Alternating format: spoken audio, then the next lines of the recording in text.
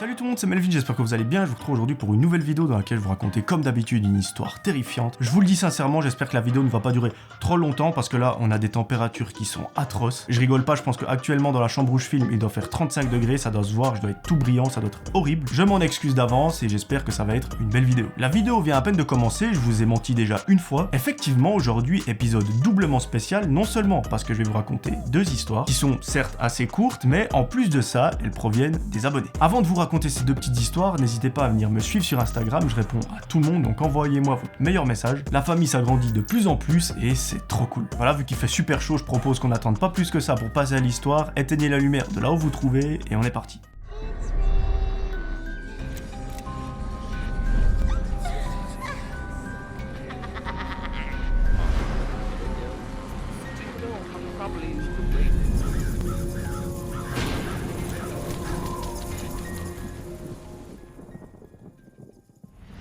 La première histoire, c'est celle de Manon. Vous allez voir, elle est très différente de ce que je raconte d'habitude sur la chaîne. Moi, elle m'a foutu vraiment des frissons. J'ai pas envie de vous spoil, mais ça vaut la peine de bien écouter. À l'époque des faits, Manon est très jeune. Elle a alors 6 ans. Aujourd'hui, elle en a 19 et elle se souvient exactement de ce qu'il s'est passé ce jour-là. Pour vous dire à quel point ça l'a marqué, moi, je me souviens pas vraiment de ce que j'ai vécu à 6 ans. Elle nous raconte que quand elle était toute petite, ses parents, ils se disputaient beaucoup. Elle l'a assez mal vécu. Elle se souvient que parfois, sa mère venait la consoler suite à une dispute. Elle nous raconte que plus les disputes devenaient fréquentes, plus elle passait du temps chez sa grand-maman. Effectivement, généralement, durant les vacances, elle se rendait chez ses grands-parents pour pouvoir profiter et être dans le calme, et surtout être à l'écart de tout ça, parce que quand on a un enfant, entendre ses parents se disputer, ça peut laisser beaucoup de traces. Il y a une chose qu'elle adore particulièrement chez ses grands-parents, c'est que la journée, généralement, ils vont faire une promenade. Durant celle-ci, ils passent toujours par le même endroit. Il s'agit d'un long chemin de terre qui est entouré d'arbres et de maisons, et au bout de celui-ci se trouve un lavoir. Sa grand-maman, un jour, lui raconte une anecdote. En fait, lorsqu'elle était toute petite, donc il y a plusieurs années, même plusieurs dizaines d'années, c'est là qu'elle lavait son linge. Malheureusement, avec les années qui ont passé, le lavoir s'est complètement détérioré, et aujourd'hui, c'est même devenu un endroit dangereux. Celui-ci, il a été condamné par des barreaux, par des serrures, enfin bref, on n'est pas censé s'y rendre. Ce qui a été condamné, c'est plus particulièrement le puits qui était à l'intérieur, et ça, c'est très très dangereux. Manon, aujourd'hui, elle se souvient d'une chose que sa grand-maman lui a dite, c'était qu'à son époque, un enfant s'était rendu seul dans le lavoir, et il est malheureusement tombé dans le puits. Évidemment, personne ne l'a retrouvé à temps, celui-ci s'est noyé et est décédé. Au moment où sa grand-maman lui a raconté cette anecdote,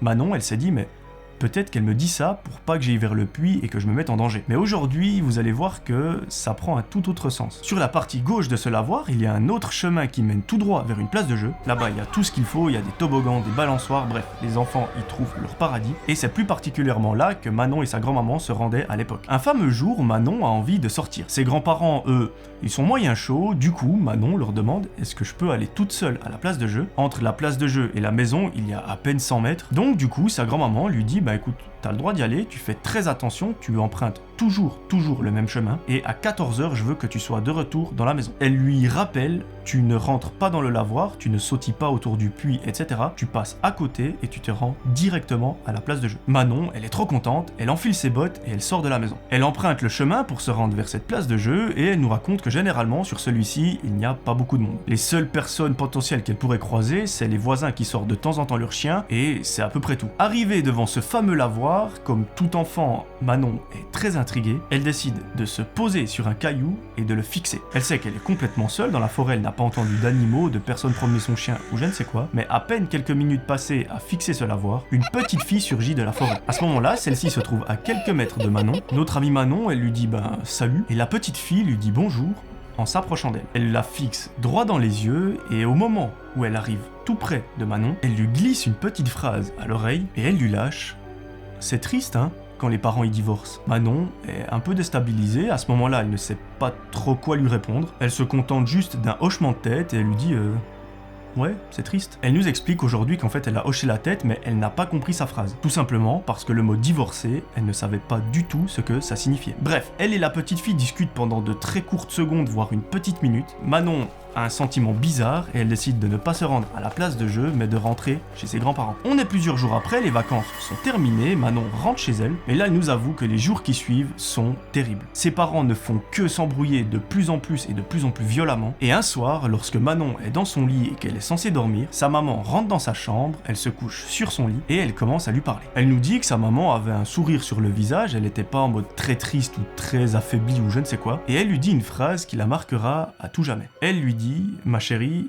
papa et moi, on va divorcer ». À peine la phrase sortie de la bouche de la maman, Manon se met à trembler et à pleurer. À ce moment-là, elle a la fille en tête qu'elle a croisée il y a plusieurs jours et qui lui a dit cette fameuse phrase « Hein, c'est triste quand les parents y divorcent ». Dans sa tête, elle se dit mais c'est une coïncidence absolument terrifiante. À peine quelques jours avant, elle croise cette petite fille sortie de nulle part qui lui sort une phrase comme ça pour son âge, c'est un peu chelou. Et aujourd'hui, ses parents divorcent réellement. Aujourd'hui encore, Manon ne sait pas du tout qui était cette fille, pourquoi elle était là, quel âge elle avait, pourquoi est-ce qu'elle n'était pas accompagnée de ses parents ou d'adultes, pourquoi est-ce qu'elle est sortie des bois, pourquoi est-ce qu'elle lui a dit cette phrase. Une telle phrase qui provient de la bouche d'un enfant, c'est quand même assez rare parce que c'est des mots qui sont compliqués, c'est des concepts dont le divorce est un concept quand même assez étrange pour un petit enfant. Elle nous avoue que pendant un long moment, elle a dû prendre un traitement pour dormir parce que cette fille ne sortait pas de sa tête, elle s'est posé 1001 questions et aujourd'hui, elle n'a toujours pas la réponse. Moi, j'ai une théorie, mais alors ça touche un peu au paranormal ou je ne sais quoi, c'est qu'en fait, peut-être que je me dis qu'à ce moment-là, cette fille qui lui a dit c'est triste quand les parents ils divorcent, bah peut-être que cette fille n'était pas réellement là. C'est une théorie, je sais qu'elle est complètement what the fuck, mais peut-être qu'on peut se dire que Manon, elle a eu un moment d'absence, je sais pas, pendant 1 minute, 30 secondes, je n'en sais rien, et qu'elle a eu une hallucination ou quelque chose comme ça. Et encore plus loin, peut-être que cette fille qu'elle a cru apercevoir, donc toujours dans le cadre de ma théorie, on peut s'imaginer que c'est peut-être le petit enfant qui est tombé dans le puits à l'époque de sa grand-maman, qui est revenu pour lui raconter ça, enfin... C'est complètement loufoque, complètement what the fuck, donc à prendre avec de très grosses pincettes, mais c'est une des seules explications que j'ai, parce que je vois pas pourquoi une enfant sortirait de nulle part, de la forêt, enfin, c'est complètement bizarre. Dites-moi vous ce que vous en pensez en commentaire, parce que pour moi c'est super intéressant, ça fout des frissons, parce que vous imaginez la coïncidence, il y a une petite fille qui sort des bois, qui vous lâche une telle phrase, à ce moment-là vous êtes complètement perdu, et 1 ou 2 semaines après, ce qu'elle vous a raconté, ça se passe vraiment. En tout cas, aujourd'hui, le plus important, c'est que Manon, elle soit heureuse, en bonne santé, c'est vraiment ça qui compte. Mais j'imagine qu'une telle histoire, ça doit laisser des traces. Apparemment, je suis la 2e personne qui a eu le droit de connaître cette histoire. Aujourd'hui, on est peut-être un petit peu plus parce que je la partage sur ma chaîne. Bien évidemment, elle me l'a autorisé. Mais je te remercie infiniment. La 2e histoire, elle est un peu plus courte et un petit peu plus classique, mais elle fait tout autant bader. C'est Jason qui nous la raconte. À ce moment-là, il est dans son appartement, il a 23 ans, il est étudiant et il nous raconte qu'il aime bien faire la fête. Vous allez voir, c'est très court, il y en a pas pour long. Un après-midi, Jason est dans son appartement, il décide d'aller faire quelques courses dans le village. Généralement, quand il sort quelques minutes, il ne ferme pas la porte à clé. Il va donc faire ses courses, revient dans son appartement, et le soir même, il se rend compte qu'il a perdu ses clés. Heureusement, il a pu rentrer parce qu'il n'a pas verrouillé la porte, donc c'est plutôt cool. Il a un 2e jeu de clés qui lui permet donc de reprendre sa vie normale, de sortir un peu plus longtemps, etc., etc. Et le soir même, Jason, il a vraiment envie de faire la fête, il décide donc d'appeler un de ses potes et de lui proposer de sortir. Évidemment, celui-ci est super chaud, il accepte et les 2 amis se rencontrent. Le lendemain, Jason a cours, donc ce soir, il va pas faire la fête trop longtemps, et vers minuit, il rentre chez lui. Il a passé une incroyable soirée, il est complètement fatigué, il se déshabille et va dans son lit. Au bout de quelques minutes, Jason ne tient plus et il s'endort.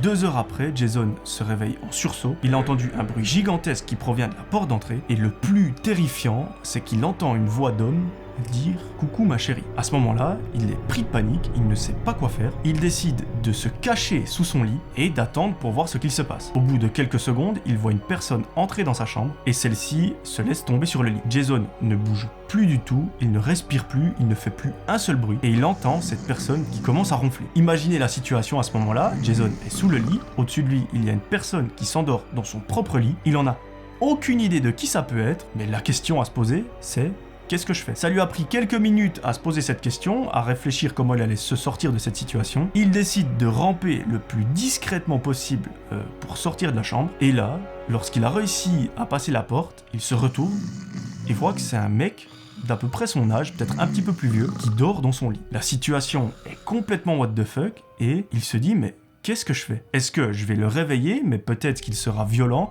je ne sais pas comment il va réagir, ou est-ce que je le laisse dormir jusqu'à demain matin et s'il a bu de l'alcool, ce sera un petit peu redescendu, il sera revenu à lui, donc moins agressif, ou est-ce que j'appelle la police? Là, il va prendre une décision personnellement que je n'aurais pas prise, moi j'aurais directement appelé la police, mais lui, il a eu le sang-froid de se dire, je vais laisser ce mec dormir, moi je vais faire une nuit blanche, demain j'irai pas au cours, donc c'est pas trop grave. Et ce qu'il fait, c'est qu'il va se mettre sur son canapé, il passe sa meilleure nuit blanche, et le lendemain matin, il voit que le monsieur se réveille. Le gars, il est complètement perdu, il ne sait pas du tout où il se trouve, et l'incompréhension est totale. Les deux commencent un petit peu à parler, Jason lui fait même un petit déjeuner, donc imaginez-vous la situation un peu chelou, et au fur et à mesure de la discussion, vous allez voir que les circonstances sont assez particulière. De nouveau, on est sur une coïncidence de malade, vraiment vous allez voir c'est super bizarre, mais le garçon explique à Jason qu'en fait hier il est rentré de soirée et qu'il était complètement arraché et que ça faisait plusieurs jours qu'il avait perdu ses clés. Le même jour, donc quelques heures avant que tout ça se passe, il a trouvé une clé dans l'escalier, il l'a trouvée plus précisément lorsqu'il allait chercher le courrier en bas de l'immeuble, donc chez lui ce n'était pas fermé à clé, il a pris cette clé en pensant que c'était la sienne et il a fait sa vie. Le soir, il est sorti, il a bu un petit peu trop d'alcool et en rentrant, il était tellement déchiré qu'il s'est trompé d'appartement. Il a inséré la clé, la mauvaise,